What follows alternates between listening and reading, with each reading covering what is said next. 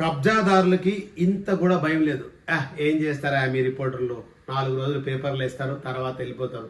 వాళ్ళు ఏం చేస్తారు, వచ్చి కబ్జా చేస్తాం ఏమవుతుంది, వాళ్ళు వస్తారు హ్యాండ్ ఓవర్ చేసుకుంటా అంటారు. ఏముండదు, మేము కోర్టు నుండి స్టే తెచ్చుకుంటాము, మేము తీసుకుంటాం. మన హైడ్రా ఏం చేయదు, పోలీసులు ఏం చేయరు, రెవెన్యూ ఏం చేయదు, స్వగృహ ఏం చేయదు, రాజు స్వగృహ ఏం చేయదు, ఎవరేం చేయదు. మళ్ళీ మేము 4 రోజుల తర్వాత మేము అదే పొజిషన్లో ఇల్లు కట్టుకుంటాం. 15.3 acres సర్వే నెంబర్ 354లో మనం వీడియో వేసాము.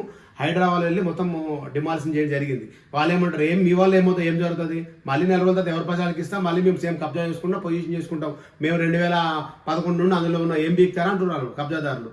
ఇప్పటికైనా ఎవరైతే హ్యాండ్ ఓవర్ చేసుకున్నారో హైడ్రా కానీ ఎవరైనా సరే ఇమీడియట్లీ వాళ్ళ మీద కేసులు ఫైల్ చేసి కోర్టులో వికెట్కి వెళ్ళి ఆ ల్యాండ్ 15.3 acres ఇమీడియట్లీగా స్వాధీనం చేసుకుని దాని చుట్టూ ఫెన్సింగ్ చేసుకుంటే తప్ప ఈ కబ్జాకారుల కాటు నుండి కాపాడుకోలేరు. ఎందుకంటే కోర్టులు ఇవన్నీ చూసేసరికి టైం పడుతుంది. వాళ్ళు ఏదో ఆర్డర్ చేస్తారు, ఆర్డర్ తీసుకొచ్చి మళ్ళీ కూర్చుంటారు, మళ్ళీ కోర్టు ఆర్డర్ అంటారు.